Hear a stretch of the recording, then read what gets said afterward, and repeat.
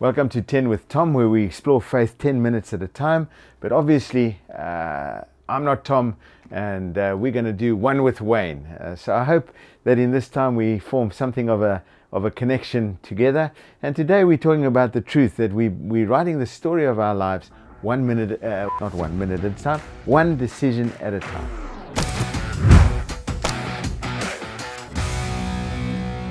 I've asked myself regularly the question, what kind of a dad do I want to be?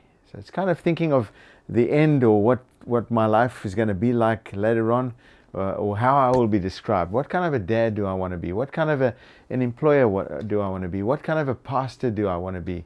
How do I want my children to describe me lately? And just yesterday I was having a chat with my older daughter who said, "Dad, I'm reading this book, and it's all about parenting," and she's now a new parent of my little grandchild. And she says, "You know what, Dad, it's all the science and it's all clever things, but I want to tell you and Mom, you guys got it so right."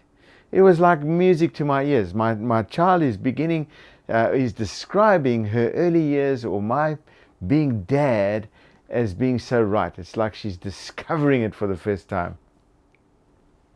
But I'm glad that's the way she describes it.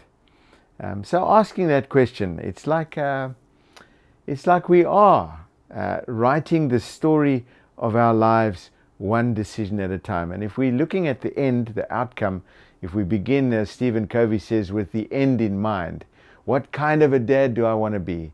Then it determines what decisions I make today. We're writing the story of our lives one decision at a time.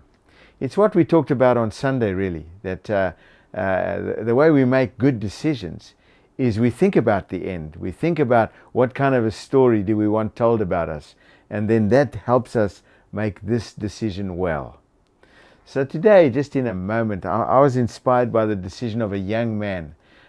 He's a man by the name of Joshua, and he was facing a world that was entirely different to the world he grew up in. He kind of had grown up in the desert. He had kind of grown up on a flight from Egypt to the promised land of Israel, and everything had changed.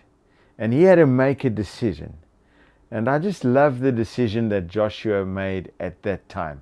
And it's recorded in Joshua chapter 24. I want to just read it for you from verse 14. He says, "Now fear the Lord and serve him with all faithfulness. Throw away the gods of your forefathers worshipped beyond the river and in the Egypt, and serve the Lord. But if serving the Lord seems undesirable to you, then choose for yourselves." Here's a choice. You can choose to serve the Lord or not choose to serve the Lord. "Choose this day whom you will serve, whether the gods of your forefathers served beyond the river, or the gods of the Amorites in whose land you are now living." And then he says these words, and it may be familiar to you. "As for me and my household, we will serve the Lord." It's kind of a foundational decision. As for me and my house, as for me and my wife, me and my children, we will choose to serve the Lord. Our life will be described as not necessarily successful, maybe not even happy, but our lives will be described as people who were faithful in the service of the Lord, the God of creation, the God of our ancestors, and the God of our hearts. What a beautiful choice.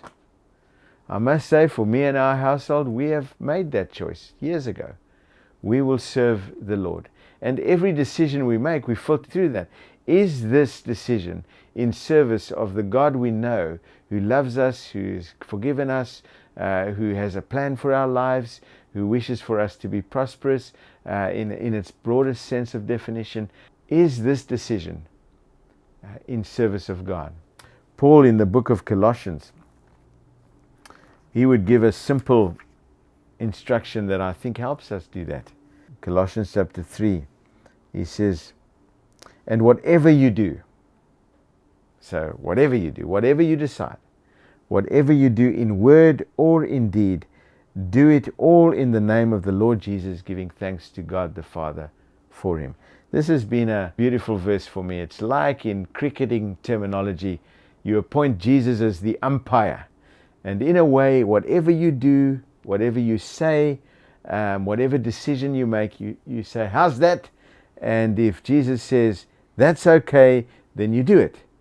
If what you know of Jesus and all of his teachings points to that not being okay, well, then you simply don't do it. But you're simply asking the question, how's that? God, Jesus, is that okay? So here's the encouragement I would leave with you today. We're writing the story of our lives one decision at a time. What we do today, what we say today, tomorrow will just be a story we tell. What story are you writing? Joshua says, for me and my household, a foundational decision is we'll serve the Lord, and everything else will flow out of that. What will it be for you? So let me leave you that thought. Ask yourself, as I asked the question on Sunday, what story are you writing? In the decision you're making today, tomorrow, or the next day, in the decisions you face in this week to come, what story will you tell based on the decision you make now? Make a good decision and write a beautiful story, one that'll be told to your children and your children's children. God bless.